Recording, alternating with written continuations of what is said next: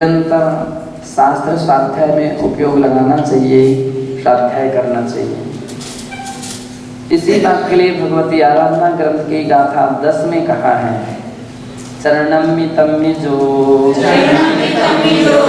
उज्जमो आउंजराय जो होई सोचे विजणे तवो असडं चरं तस्य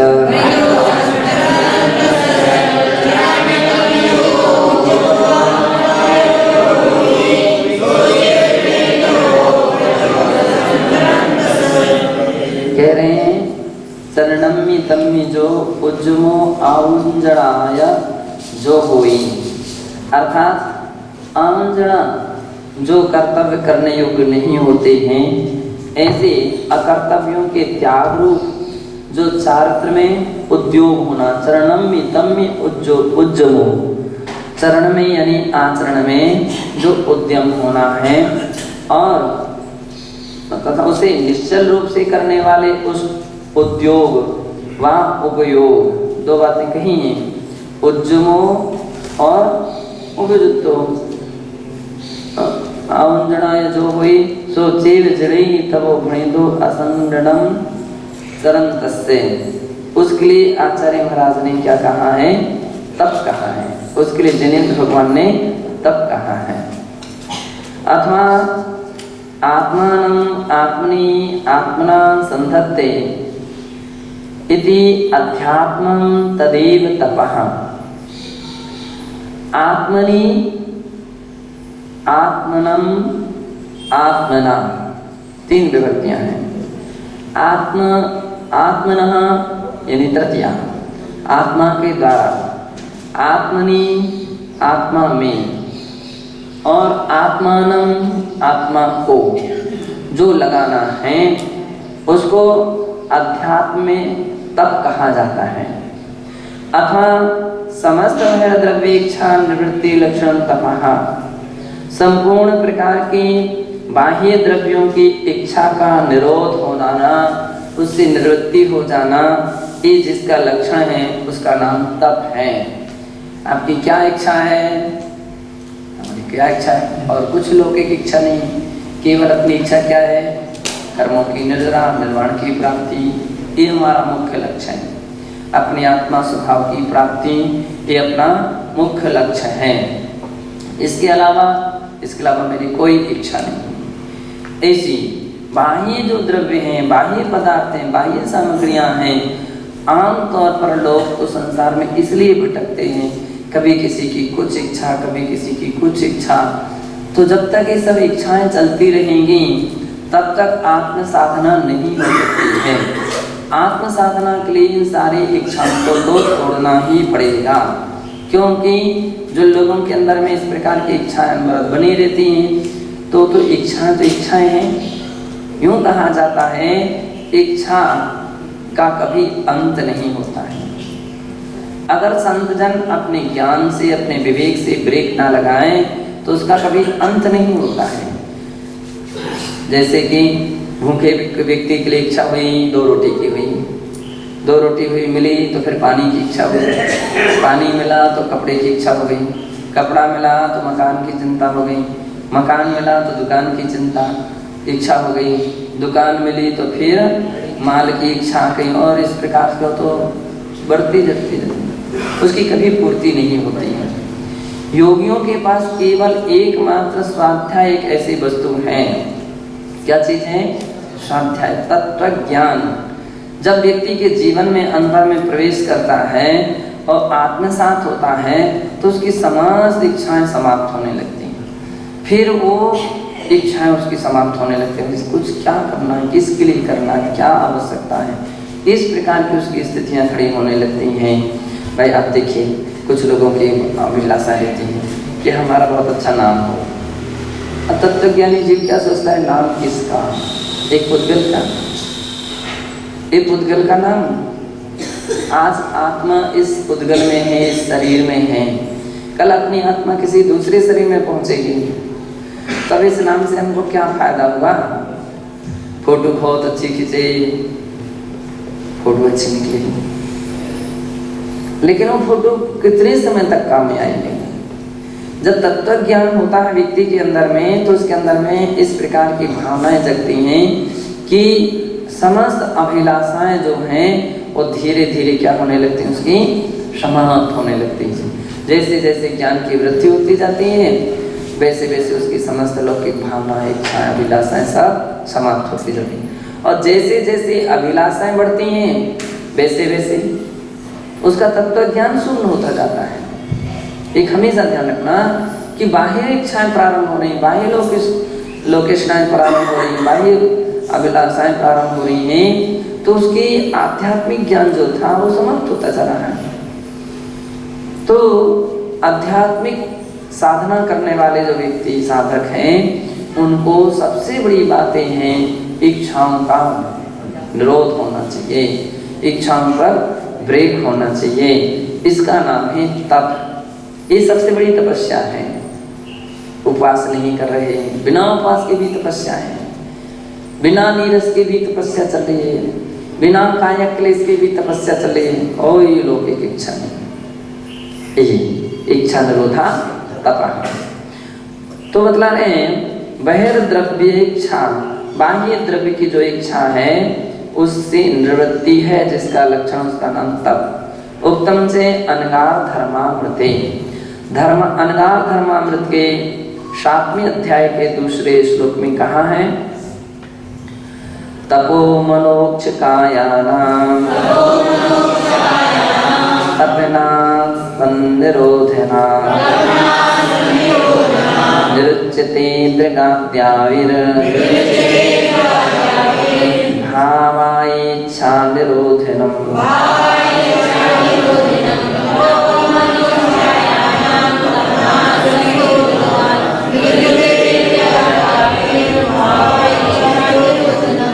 कह रहे हैं तपो, तप किसे कहते हैं?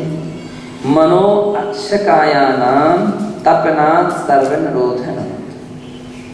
मन और अक्ष, अक्ष यानी इंद्रियां, मन और इंद्रियों का तपनात्, उसका तपन से, संनिरोधनात् यानी उसका उस पर उन पर निग्रह होता है, निग्रह करना, उसका निरोध करना।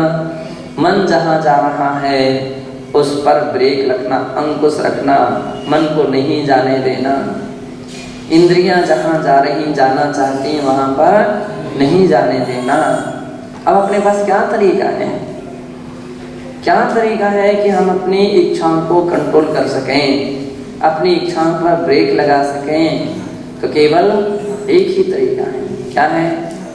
स्वाध्याय, आगम का ज्ञान, आध्यात्मिक ज्ञान, तत्व ज्ञान एक ऐसी वस्तु है कि जैसे इसके बल से व्यक्ति अपनी इच्छाओं को क्या कर लेता है, ब्रेक। और वही व्यक्ति ज्ञानी कहलाता है। कौन ज्ञानी कहलाता है? जो अपनी इच्छाओं पर कंट्रोल करते हैं, जो अपनी इच्छाओं पर ब्रेक रखते हैं।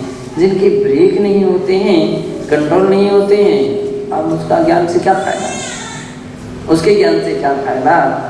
तो इसलिए आचार्य महाराज कह रहे हैं कि निग्रह करना ये तप है। इसलिए निरुच्यते दृगाद्याविर्भावोच्छा इच्छा निरोधनम। रत्नत्रय के आविर्भाव के दृगादि, दृगादि नहीं, सम्यक दर्शन, सम्यक ज्ञान और सम्यक चारित्र के आविर्भाव हेतु जो इष्ट अनिष्ट इंद्रिय विषयों की आकांक्षा है उसको निरोध करना।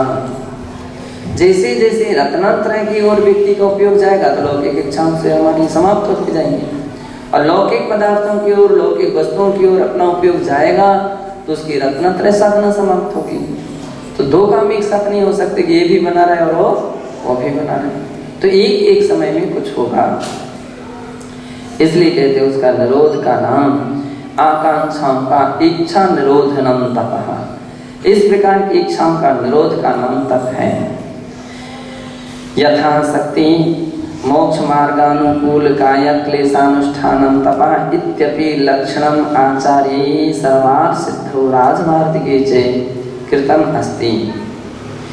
यथाशक्ति मोक्ष मार्ग के अनुकूल काय क्लेश अनुष्ठानम, मोक्ष मार्ग के अनुकूल काय क्लेश अब देखिए, आमतौर पर काया क्लेश एक तप को अन्य संप्रदाय में भी तप कहा गया है, अपने यहाँ भी तप कहा गया है। शरीर को तकलीफ देना, कष्ट देना, तप का तकलीफ तो दोनों जगह दे रहे हैं, लेकिन दोनों में क्या अंतर है?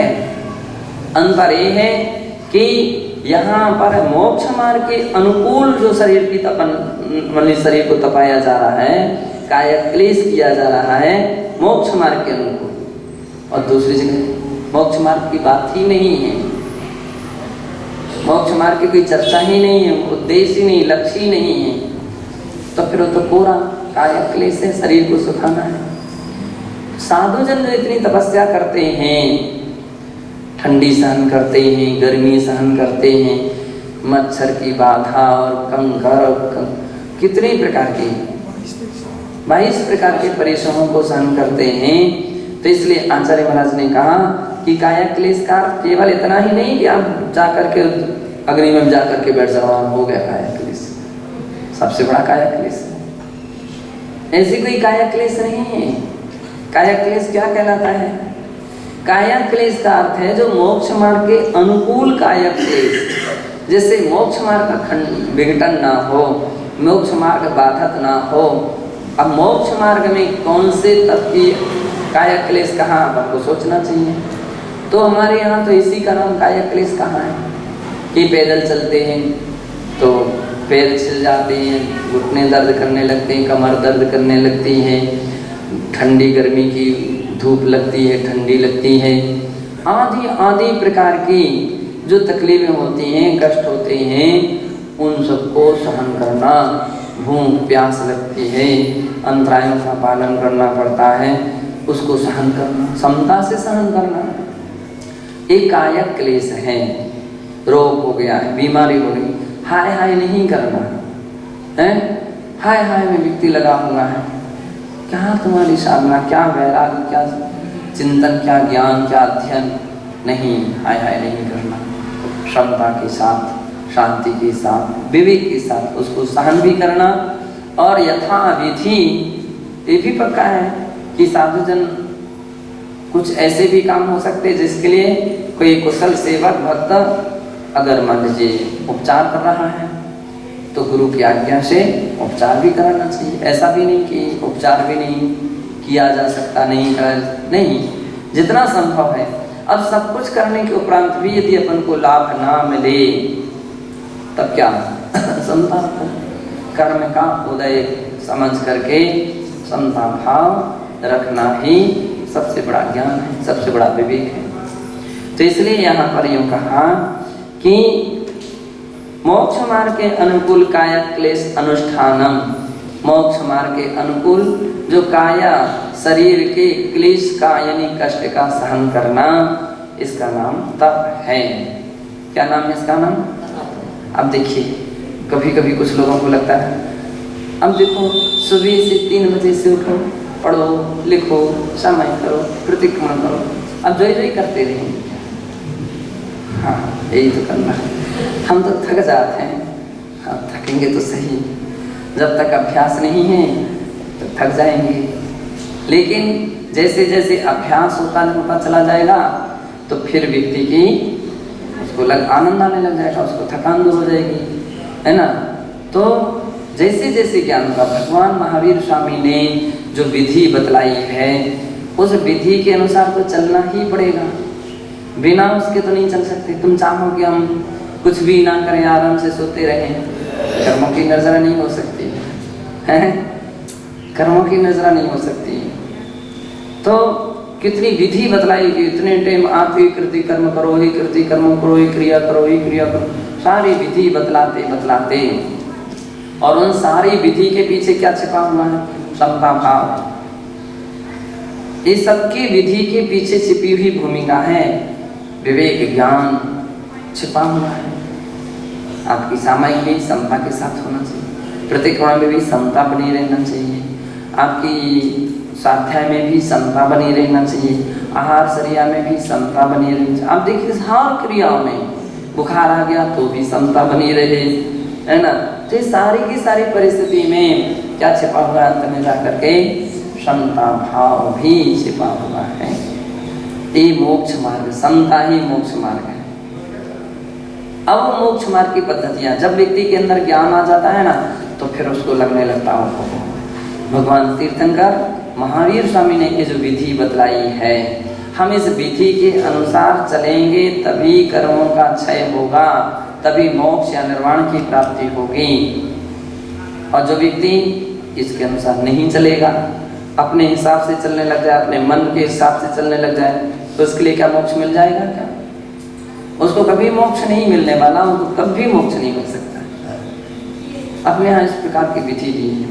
तो आचार्य महाराज ने कहा इसमें यद्यपि काया क्लेश हो रहा है, सहज काया क्लेश, बिल्कुल सहज चल रहा है कि आपको टाइम पर समय करना ही है, चाहे स्वास्थ्य ठीक हो चाहे नहीं हो, चाहे हार ठीक हुआ हो चाहे नहीं हुआ हो, चाहे आप कितने भी मेहनत करके आए हो, सामयिक या नहीं सामयिक होना चाहिए। उसमें कोई गुंजाइश नहीं है कि आप रात भर जगते रहे कि सोते रहे। अब तो होना ही चाहिए, प्रतिक्रमण होना ही होना है। कितने भी संसार के लोग काम आते रहे, लेकिन उसमें कोई गुंजाइश नहीं क्या चलो इतना सारा काम था तो एक बार नहीं करें तो क्या परेशानी, वो तो करना ही पड़ेगा, केस लॉन्च करना ही पड़ेगा। जो कुछ भी आवश्यक क्रियाएं हैं वो तो सबकी सब करना ही पड़ेगी। इसका नाम है मोक्ष मार्ग, कांटों का मार्ग। तो उस मोक्ष मार्ग के अनुकूल जो काया क्लेश अनुष्ठान है, ये संबंध नजरा का कारण है। और ऐसा भी मत करो कि जो आगम में बाधित है, आगम बाधित है, पहाड़ से कूद जाए कि नदी में कूद जाए, हैं जल समाधि, कहीं अग्नि समाधि, कहीं और भी किस्म की वो भी पद्धतियाँ हमारे यहाँ की। ऐसा नहीं कि कष्ट को ऐसे सहन करो। मोक्ष इसलिए बहुत अच्छी बात कह दी, मोक्ष मार्ग के अनुकूल जो काया क्लेश है उसका सहन करना तब है। इत्यपि लक्षणम आचार्य सर्वासिद्धो राजवार्तिके चैकृतमस्ति। इस प्रकार के लक्षण को सर्वासिद्धि और राजवार्तिक के 6 अध्याय के 24वें सूत्र में कहा है। तत्स्य तपसो 2 वेदो, और उस तप के 2 भेद हैं, बाह्यम आभ्यंतरम च, एक बाह्य तप, दूसरा आभ्यंतर तप। तत्र प्रत्येकम षड्विधम, और उसमें दोनों के 6 भेद हैं। बाह्य तप के भी 6 भेद हैं, अंतरंग तप के भी 6 भेद हैं। बाह्य तपसो ये षड्भेदाः ते सन्ति। बाह्य तप के जो 6 भेद हैं वे इस प्रकार से हैं। अनशनम अमोदर्यम वृत्ति परिसंख्या रसपरिता शय्यासन काय क्लेशच्चेति। अनशन पूर्णोदर वृत्ति परिसंख्या रसपरित्याग विविक्त शय्यासन काय क्लेश। आभ्यंतर तप सा षड्विधा, और आभ्यंतर तप के भी 6 भेद हैं। प्रायश्चित्तम विनय वैयावृत्तम स्वाध्याय विसर्गा ध्यानम चेति। प्रायश्चित, विनय, वैयावृत्त, स्वाध्याय, ध्यान, विसर्ग और ध्यान। उक्तानि सर्वाणि 12 तपांसि सम्यक्पूर्वकम् एव विहितानि सन्ति एव सम्बन्धरजरा हेतुत्वेन मोक्ष साधनानि भवन्ति। अभी जो 12 प्रकार के तप हैं ये सम्यक पूर्वकम एवं, सम्यक पूर्वक है तो मोक्ष मार्ग में उसकी गिनती है। बाकी तुम 12 नहीं 1200 कर लो, लेकिन उससे कोई मोक्ष मार्ग में फल होने वाला नहीं। तो कैसा होना चाहिए? वे सभी प्रकार के तप सम्यक पूर्वक होना चाहिए, सम्यक दर्शन पूर्वक होना चाहिए, ज्ञान पूर्वक होना चाहिए, आचरण के साथ होना चाहिए, चारित्र के साथ होना चाहिए। विहितानि सन्तेव, तो ऐसे होने पर ही वे संवर निजरा हेतुत्वेन मोक्ष साधनानि च भवन्ति। तभी वे संवर के, निजरा के और मोक्ष के साधन होंगे, नान्यथा इसके अलावा नहीं।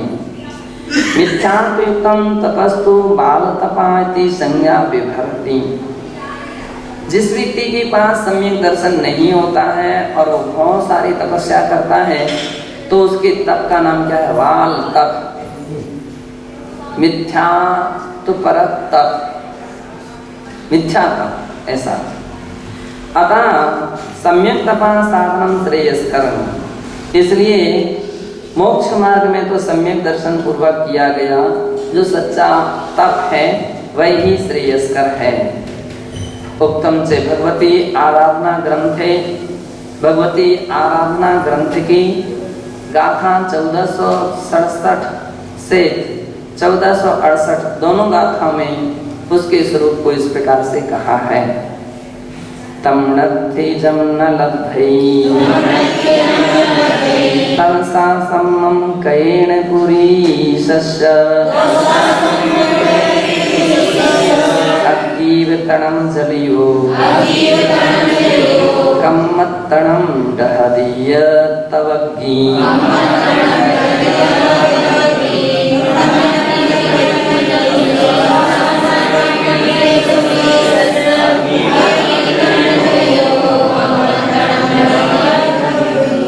कह रहे हैं तम नत्थि जम न लब्धै तवसा सम्मं कयेन पुरुषस्य। सम्यक प्रकार से किए गए तप पुरुष के द्वारा या किसी पुरुष के किए गए सम्यक तप में ऐसी सामर्थ है। क्या है? तम नत्थि जम न लब्धै, ऐसी कोई वस्तु नहीं है जिसको वो प्राप्त नहीं कर सकता हो, तप के द्वारा प्राप्त नहीं हो सकती हो, ऐसी कोई वस्तु नहीं है। अग्गीवतणं जलियो कम्मत्तणं दहति ये तवग्गी। जैसे प्रज्वलित अग्नि तृण को जला देती है, वैसी तप रूपी अग्नि कर्म रूपी तृण को भी जला देती है। अग्नि तृण ईंधन वगैरह को जैसी अग्नि में डालेंगे तो क्या हो जाता है? तुरंत के तुरंत राख हो जाती है, जला देती। इसी प्रकार से सम्यक प्रकार से किए गए तप भी कर्म रूपी ईंधन को जला देता है। सम्मं कदस्य अपरिसवस्य सम्मं कदस्य अपरिसवस्य न फलं तवस्य वर्णितुम् कोई अत्थि समर्थो जस्य विजिह्वासै सहस्रम्।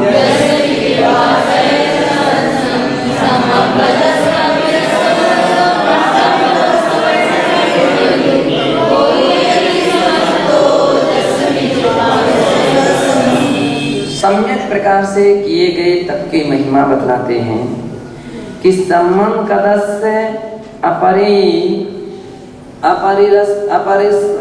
अपरिसवस्य न फलं तवस्य वर्णेन्दुम्। सम्यक प्रकार से किया गया जो तप है, अपरिसवस्य अर्थात जिसमें आश्रय नहीं है, जिसमें क्या हो रहा है? आश्रय नहीं हो रहा है, निसंबर हो रहा है। तो संबर सहित जो तप है, न फलं तवस्य वर्णेन्दुम्, उस तप के वर्णन करने में कोई अत्थि समर्थो ना, कोई भी समर्थ नहीं है। जस्य विजिह्वासै सहस्र, कि हजारों सैकड़ों जिह्वाओं के द्वारा भी उसका वर्णन करने में कोई समर्थ नहीं है। ऐसी महिमा सम्यक प्रकार के तप से की गई है।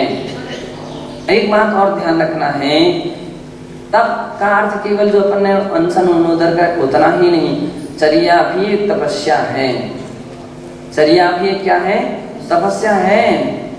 जब अपन टाइम टेबल को कोई नया व्यक्ति देखता है तो उसकी आंखें चढ़ जाती हैं और लगने लगता, अरे 3:30 बजे से जग रहे हैं और वहाँ 9, 9:30, 10 बजे और अन्न व्रत, इस क्रिया के बाद एक हर एक, इसके बाद इसके बाद, तो लगने लगता है कि साधु जीवन क्या है। आमतौर पर तो लोग व्यक्ति सोचता है साधु जीवन है नहीं, आराम से खाना पीना और सोना। हम लोग भी जब शुरू में बहुत छोटे थे तब हम लोग सोचते थे कि भाई अपन को तो स्कूल में पढ़ना पड़ता है, क्लासों में जाना पड़ता है, होमवर्क कंप्लीट करना पड़ता है, घर के सब काम करने पड़ते हैं, है ना। महाराज का जीवन तो महाराज का जीवन है, कुछ भी आहार करो और कोई उनके लिए काम नहीं है। जब हम छोटे अवस्था में थे, जब जैसे जैसे अध्ययन हुआ और आगे अनुभव हुआ, तब लगा कि हाँ साधु जीवन कैसा है। अब लगने लगा, क्या लग रहा है? अब लगता है कि स्कूल में तो कितने पीरियड होते हैं, 6, 7, 8 ही पीरियड होते हैं। अब यहाँ पर कितने पीरियड होते हैं? यहाँ पर स्कूल आदि घर में या अन्य कार्यों में तो मान लीजिए कहीं कोई सर्विस भी करता होगा तो 4 घंटे की, 8 घंटे की अधिक से अधिक सर्विस है, इससे ज़्यादा नहीं है खास। और अभी देख लो 3:30 बजे से 9, 10:30 बजे तक की पूरी क्रियाएं। अंतर इतना है कि वहां पर व्यक्ति कष्ट सहन करता है और केवल सांसारिक स्वार्थ की दृष्टि से लौकिक प्रयोजनों को लेकर के घर गृहस्थी को चलाने के लिए। लेकिन अपन को कोई घर गृहस्थी नहीं चलाना है, अपनी जो क्रिया है वो संबंध नजरा के लिए है। इसलिए सच्चे संत, सच्चे साधु इन सब क्रियाओं में भी खुश मिलेंगे है। अब इसके पीछे वो ज्ञान शब्द तो महत्वपूर्ण है ही, जिनको उसका महत्व याद है या उनका गहन ज्ञान की गहन मतलब उनकी चर्या का महिमा जिनकी दृष्टि में है, तो उनके लिए तो सब कुछ में भी आनंद है। कोई व्यक्ति आकर के पूछे, अरे भाई आप इतने सारे सुबह से शाम तक इतनी क्रियाएं करते रहते हैं, क्या आपको कभी मन विचलित नहीं होता? कभी आपके मन में ऐसा विचार नहीं आता है कि ऐसा कब तक करते रहेंगे जिंदगी भर तक? घबराते नहीं हैं क्या? कभी नहीं घबराते, कभी नहीं विचलित होते। और ऐसा कोई विचार भी अपने मन में आने ही नहीं देते। यही तो ज्ञान है। अभी तो इससे उल्टा हमारी हर क्रियाओं में अपन को खुशी होती है। दुख कब होता है? यदि वो क्रिया ना हो या उसमें कोई दोष हो जाए या उसमें कोई मिस्टेक होने लग जाए तो हमको दुख होने लगता, अरे भाई ये क्रिया अपनी अधूरी रह गई या उसमें दोष लग गया मतलब जी, तो उसमें अपन को दुख होता है। प्रायश्चित लेने के लिए आते हैं, दंड दीजिए मुझे, ये मैंने गलत कर दिया है, तो मतलब और वो क्रिया कर लेते हैं तो फिर क्या होने लगता है? बड़ी खुशी हो गई, अरे भाई बाप आज हमारा पूरा क्रिया हो। तो लोग बोलते हैं अरे सुबह से शाम तक आपको कहीं मन विचलित नहीं होता? नहीं विचलित होता। अभी तो क्या होता है? खुशी होती है, बड़ा आनंद आता है। और बिल्कुल सत्य है, जब हमारे अपनी क्रियाएं हो जाती हैं सबसे अधिक आनंद आता है। और यदि वो क्रियाएं कहीं लेट बेर हुई तो फिर ऐसा लगता है कि अपन कौन सी कैसे हम कवर करें, हमें कुछ कौन सा ग्रास कम कर दें, अरे इसको चबाने में देरी लगेगी, छोड़ो इन सब वस्तुओं को, है ना। अपन को ऐसा लगने लगता है ना कि कुछ इसको देरी लगेगी चबाने में, और चबाने की वस्तु छोड़ो और कोई ऐसी वस्तु खटाखट लो, बैठो अपनी टाइम पर पहुंचो अपने समय, है ना। कहीं प्रतिक्रमण का टाइम हुआ तो आप देख लीजिए अपनी चाल में अंतर आ जाता है। ट्रेन घड़ी दिख रही, अरे क्या चलो कर दी, है ना। अब वो सारे बीच में दर्शन करने वाले भी कोई आते हैं ना तो ऐसा लगने लगता, अरे चलो भाई थोड़ा रास्ता अलग। क्यों? साधुओं को अपनी क्रिया में, अपनी चर्या में जो आनंद आता है सबसे बड़ा आनंद आता है। और बिल्कुल मेरा तो अनुभव है, हम जितने स्वाध्याय में फ्रेश रहते हैं वह स्वाध्याय के आगे पीछे देखो, स्कूल के तो पीरियड जो रहते हैं ना वे कम से कम 40 मिनट के, 30-40 मिनट के रहते हैं। और फिर यहाँ तो 2-2 मिनट के पीरियड बदलते हैं। अब 2-2, 3-3 मिनट के पीरियड जब बदलते हैं फिर उस समय अधिक परेशानी लगती है। बाकी जब हम सामायिक में बैठते हैं बड़ा आनंद आता है, उस समय सारी थकान दूर होती है। स्वाध्याय में बैठ जाते हैं तो सारी थकान दूर हो जाती है, प्रतिक्रमण में बैठ जाते हैं सारी थकान दूर हो जाती है ना। एक अपनी चर्या एक ऐसा है, इसमें जो आनंद आ रहा, जो खुशी। अब एक और ध्यान रखिए, आनंद किसको आएगा, खुशी किसको होगी? जिसके उस कार्य में, अपने कर्तव्य में रुचि है उसको खुशी है। ऐसे भी तो लोग हो सकते हैं ना जिसको रुचि नहीं हो, आप देखो अरे स्वाध्याय का नंबर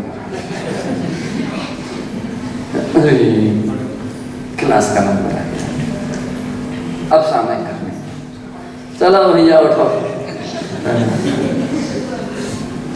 उसको तो बहुत बड़ा वजन महसूस हो रहा है, हो रहा ना, वजन महसूस हो रहा। किस किस को वजन महसूस हो?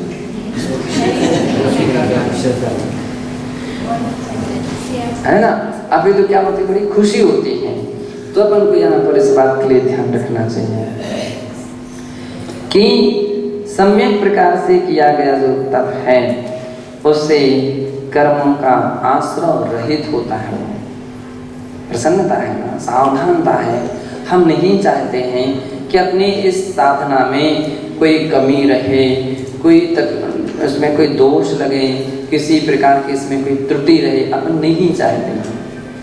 फिर भी कहीं हो जाए, अब उसके लिए तो क्या कर सकते हैं, जानकारी मिलेगी, अपन प्रायश्चित लेते हैं, फिर प्रायश्चित लेते भाई देख करके पैर रखा और फिर भी कहीं किसी नहीं दिख पाई चिट्ठी, नहीं समझ में आ पाई कोई जीव, तो भाई अपने जान में तो अपन ने देख करके रखा। और यदि कहीं ऐसी स्थिति बन गई, अपन को मालूम चला, तो हम तत्काल में प्रायश्चित लेते हैं, उसको उसके विषय में पश्चाताप करते हैं, दुख प्रकट करते हैं, खेद करते हैं कि हमसे काम अच्छा नहीं हुआ, मुझको देख करके पैर रखना चाहिए था, देख करके चलना चाहिए था। तो यहाँ पर कहा गया कि जो सावधानी वही तो समिति है और संवर का हेतु है। ऐसा तप के वर्णन में कौन उसकी महिमा गा सकता है? देख लो तपस्वी लोगों की तपः साधना, और उसके लिए तो अपन जितना कहो उतना ही कम है, जितनी प्रशंसा करो उतनी ही कम है। सच्ची बात तो है ही, तप तो प्रशंसनीय होता है? साधना बहुत महत्वपूर्ण होती है, ऐसा यहाँ कहा गया है। मोक्ष प्रावृत्ते गाथा, मोक्ष प्रावृत्ते चोपदिष्टम, मोक्ष प्रावृत्त की गाथा 60 में भी कहा है। ध्रुव सिद्धि तिथेरो चौड़ान जदो करे तव यरणम, राम ध्रुवम गुज्जा अवयरणम नान जो तो भी।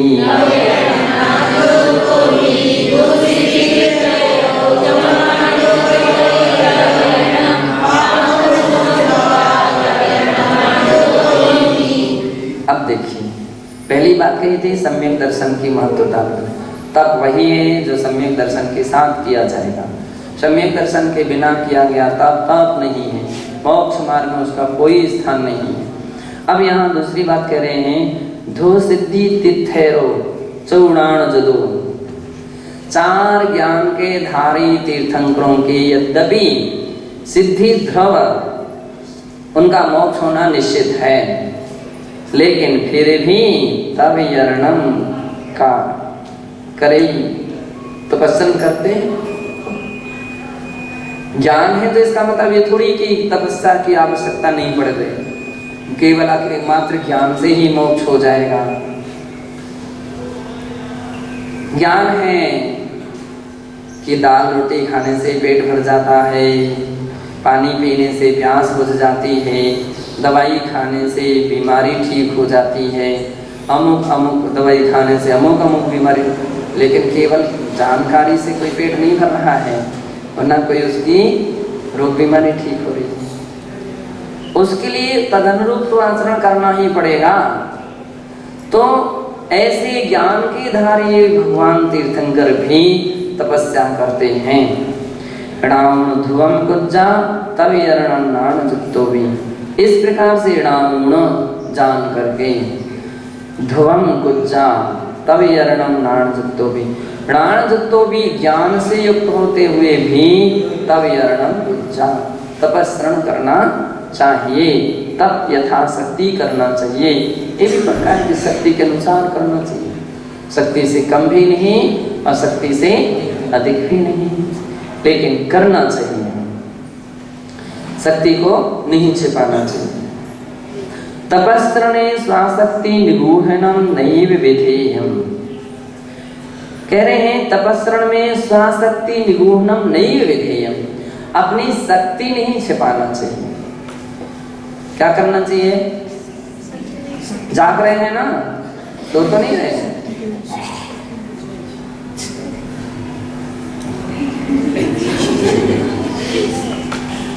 क्या क्या समझे? तपस्रण में अपनी शक्ति नहीं छिपाई।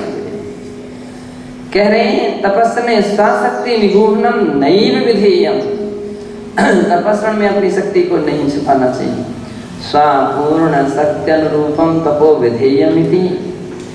अपनी शक्ति के अनुसार तप करना चाहिए। इति मूलाचारे परामृष्टम। ऐसा मूलाचार के गाथा 669 में कहा है। बलवीर्यमासेच्चया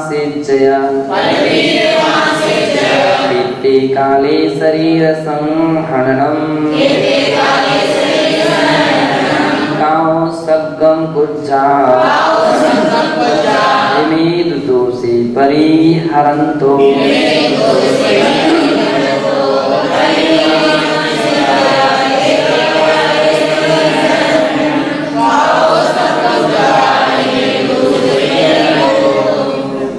बल और वीर्य दो बातें थी। बल अलग है और वीर्य अलग है। बल शक्ति शारीरिक शक्ति है और वीर्य आत्मिक शक्ति है। इसका आश्रय, इसका आश्रय लेकर के ही खेती काले शरीर संहननम, क्षेत्र को देखना चाहिए। कौन सा क्षेत्र तपश्चर्या के अनुकूल होता है, कौन सा क्षेत्र तपश्चर्या के अनुकूल नहीं होता है। कुछ ऐसे स्थान होते हैं जो शीतल होते हैं, बरसात ऋतु के होते हैं, आमतौर पर सबके तपस्या के अनुकूल माने जाते हैं। कुछ ऐसे रहते हैं उष्ण आदि रहते हैं, तो अब उसमें ज़्यादा तपस्या नहीं हो सकती है। तो काल का ध्यान, क्षेत्र का ध्यान रखना चाहिए, काल का ध्यान रखना चाहिए। किस ऋतु में तप विशेष किए जा सकते हैं। जो तपस्या अपन लोग बरसात में और ठंडी में कर लेते हैं वो गर्मी में नहीं हो सकते। काल का ध्यान रखते हुए तपस्या करना चाहिए। शरीर सहनम, शरीर का सहनन को ध्यान में रखते हुए तपस्या करना चाहिए। जैसी व्यक्ति के पास शक्ति है वैसा करो। जिस शरीर में इस प्रकार की जैसे सामर्थ्य नहीं है, अब तुम जबरदस्ती के करोगे तो क्या हो जाएगा, ठीक नहीं रहेगा। आज के समय में अपन लोगों को इस बात का भी ध्यान रखना चाहिए कि छोटी छोटी उम्र है तो थोड़ी थोड़ी तपस्या करना चाहिए, एकदम ज़्यादा नहीं करना चाहिए। फिर जैसे जैसे अपनी उम्र बढ़ती जाए वो अभ्यास बनाए रखना चाहिए। ये तो ठीक है, और बढ़ाते जाना चाहिए, ये भी अच्छी बात है। लेकिन शरीर को भी सहनन का भी ध्यान रखना चाहिए। कई बार ऐसी भी स्थितियाँ देखी जाती हैं कि जो लोग इन सब बातों का ध्यान नहीं रख पाते हैं तो कभी कभी बड़ी समस्या भी आ जाती सामने है। शक्ति से ज़्यादा नहीं कर दिया जाए, शरीर का सहनन इतना ना हो, तो कई बार ऐसा रहता है कि शरीर के विभिन्न शरीर के अंग काम करना बंद कर देते हैं, क्षीणता आ जाती है। एक माता जी थी, उनका नाम था राजमती माता जी। राजमती माता जी बहुत तपस्या करती थी, बतलाती थी, बहुत लंबी उपास, महीने महीने भर के उपास, तो उपास भी कर लें और विहार भी कर लें। अरे ऐसी गर्मी में भी हम लोग देखते थे, जब हम लोग मालेगांव में थे तो हम आहार करके आ गए, तब मालूम चला कि कोई माता जी आ रही हैं। ऐसी भीषण गर्मी थी, बिल्कुल जमीन पर पैर नहीं रखा जाता था। आए एकदम पानी पानी ठंडी हालत, और फिर मालूम चला भाई चलो शुद्धि करवा, आज तो पास है। अरे इतना चल करके आए, कितना 30-40 जितने भी 30-35 किलोमीटर चल के आई थी उस दिन, और फिर उस दिन का उपास है, बोले तो मेरा व्रत है। कि माता जी बाद भी कर लेना, तो मेरा व्रत है ना। तो कहने का तात्पर्य, लेकिन आखिरी में जब स्थिति बनी तो थोड़ी विचित्र स्थिति बन गई उनके शरीर में। फिर बाद में क्या होगा, लफड़ा लग गया, है ना। अब जब बाद में हमको गिरनार जी के रास्ते जूनागढ़ में मिली, जयपुर में भी चातुर्मास हमारा, हम लोगों का चातुर्मास खानिया में था और उनका चातुर्मास कहीं ठोला कहाँ पर था, हाँ कहीं कहीं था।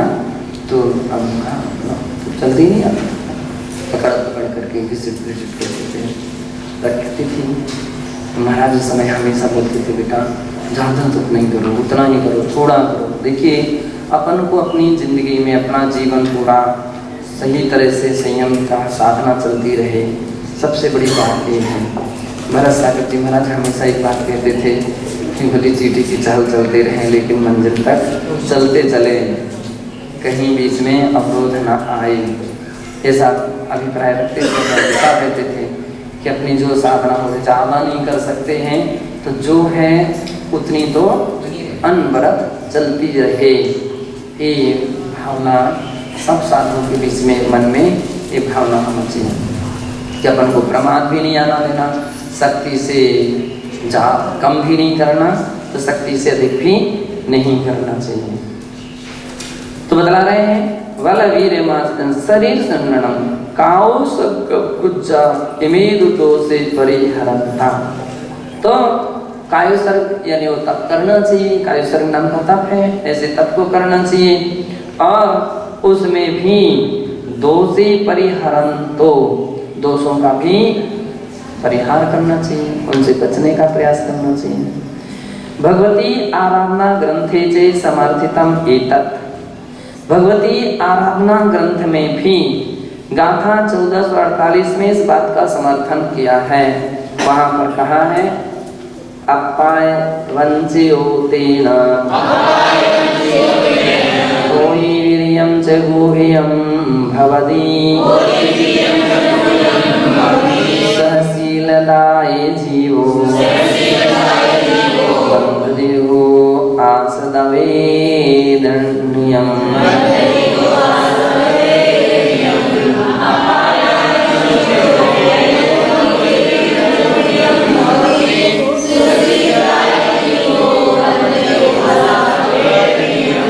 अब यहाँ पर कह रहे हैं अपाय वंश्यो तेन होई वीर्यं च गुह्यं भवति। यदि शक्ति होने पर भी जो व्यक्ति शक्ति को गुहित करता है यानी छिपाता है, जो शक्ति होने पर भी शक्ति को छिपा रहा है यानी शक्ति के अनुसार तपस्या नहीं कर रहा है, वह तो अपाय वंश्यो तेन, समझ लो उसने अपनी आत्मा को ही वंचित कर लिया है, वो अपनी आत्मा को ही ठग रहा है, ऐसा समझना चाहिए। आत्मा को ठग रहा है। स्वशीलदाय जीवो बंधति आसा आस्वद वेदनीयम। और कह रहे हैं वह तो स्वशीलदाय जीवो, ऐसा सुखशील। कुछ लोगों की स्थितियां तो वास्तविकता में ऐसी रहती हैं कि उपवास वगैरह तो ठीक कुछ नहीं करते, कि सुनो तक क्या सुना है ऐसा, कभी कभी ऐसी भी गड़बड़ी लोग कर जाते हैं, है ना। आवश्यक भी नहीं कर पाते हैं, साहस नहीं बनाते, प्रयास नहीं करते हैं। तो स्वशीलदाय सुख में पंखा लगा दीजिए, एसी लगा दीजिए, ऐसा कर दीजिए, वैसा कर दीजिए, और उसमें ही अपनी पूरा जीवन व्यतीत करते हैं। अब ऐसे व्यक्ति कैसे संलेखना समाधि के मार्ग पर सफल हो पाएंगे? हैं? वो तो बिल्कुल नहीं सफल हो पाएंगे। जिसने पहले से ही उपवास आदि का अभ्यास नहीं किया है, वह समाधि के समय कैसे उपवास कर सकेगा? जिसने पहले से ही रस परित्याग आदि का अभ्यास नहीं किया है, अब देखो उसकी हालत, बार बार दृष्टि थाली में जाती है, हैं? क्यों जा रही भाई ये आपकी दोष दृष्टि? ये आपराधिक दृष्टि मानी गई है। आपराधिक दृष्टि बार बार क्यों जा रही है सामग्री की ओर? बड़ा दोष कर रही है। ये बड़ा अपराध हो रहा है ना। तो क्योंकि अभ्यास किया नहीं है रस परित्याग का, अब नमक नहीं आया और ग्रास ही नहीं जा रहा अंदर। जिन लोग भी मान लीजिए जो कभी नमक का त्याग नहीं करते हैं, आप उनको देख लीजिए, उनकी हालत, उनको एक भी दिन थोड़ा भी कम रह जाए नमक ना, आहार नहीं हो पाता। थोड़ा सा भी कोई भी मान लीजिए दूध में बूरा न डाला जाए तो दूध ही नहीं उनको पिया जाएगा, क्योंकि अभ्यास नहीं है ना। रोटी में अगर घी ना चुपड़ा जाए ना, तो छोंक वगैरह ना हो तो बोले अरे क्या जानवर जैसे उबाल करके रखते, ऐसी भाषा में लगते हैं, कितनी भाषा बिगड़ जाती है। इसलिए आचार्य महाराज कह रहे हैं भैया एक सुखशीलता का तो त्याग ही कर देना चाहिए। क्यों? ऐसा जीव तो बंधदेहो आसद असाद वेदनीयम, ऐसा जीव तो असाता वेदनी को बांध रहा है। कौन? सुखशील प्रकृति वाला जो है, सुखशील प्रकृति वाला व्यक्ति असाता वेदनी कर्म का आश्रय कर रहा है। पूर्वकृत कर्म वर्तमान में उदय आ रहे हैं और वर्तमान में भी सुखिया सुखा बनाए बैठा हुआ है। बनाए रखो, कब तक बनाए रखोगे? अरे भैया कर लो जितना भी कर सकते हो, आने वाला समय तो धीरे धीरे शरीर और क्षीण हो जाएगा, शरीर और कमजोर हो जाएगा। आज जो कुछ कर सकते हो तो कल तो वो भी करने लायक नहीं रहेंगे। इसलिए अच्छे तपस्या के मार्ग में कभी प्रमाद नहीं करना चाहिए। इस प्रकार से यहाँ एक कथन। हाँ, सर्वविधं तपो व्रतिनामेव महाफलदायकं भवति, सभी प्रकार की विधि से किया गया तप व्रति पुरुषों के लिए महाफल को देने वाला होता है। अव्रतीनां तो निरर्थकम एवं सिद्ध्यति, लेकिन अव्रति के द्वारा किया गया तप तो व्यर्थ ही है। उत्तम से मूलाचार की गाथा 942 में कहा है, सम्मादित्यश्री अविरदस्यना तवो महागुणो होदी होदिवत्तिणहाणं सुन्दच्चिदकम्यतं तस्य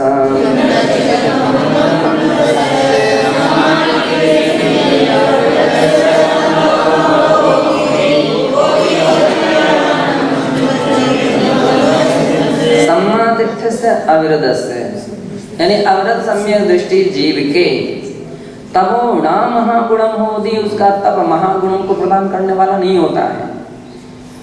इसलिए उनके लिए कहा गया बस सबसे प्रधान क्या है? दान पूजा, दान करो, पूजा करो। होदी हत्ति नहाणम, क्यों? उसका जो स्नान जो तप है वो तो गज स्नान की तरह है। हाथी अगर नदी तालाब में नहाता है और इसके उपरांत जो वहां से निकलता है तो सारी मिट्टी धूल वगैरह अपने शरीर पर डाल लेता है। क्या फायदा रहा नहाने से? इसी प्रकार से किसी ने उपवास किया, अष्टमी का उपवास, चौदस का उपवास या अष्टामी का या पर्युषण फल का उपवास तो किया, फिर उसी घर में पहुंच गए, फिर वही गोरख धंधा शुरू हो गया, फिर वही की वही गज स्नान की तरह माना गया है। सुंदच्छिदकम्मस्यतं तस्य, तो कह रहे हैं कि उसका तो महनीय फल को प्रदान करने वाला नहीं है। एवं भो भव्य ने क्या दिया है कि जैसे फिर छेद करने वाले बर्मे की तरह है। बर्मा जो है छेद तो करता है लेकिन बाद में फिर बर्मा को निकालना पड़ता है। बर्मा को वापस घुमा करके सीधा नहीं निकल सकता। हाँ, भो एवं भो मोक्षार्थी, इसलिए हे मोक्ष के अर्थी, निःशेष कर्म क्षय एवं मोक्षः, संपूर्ण कर्मों के क्षय से ही मोक्ष होता है।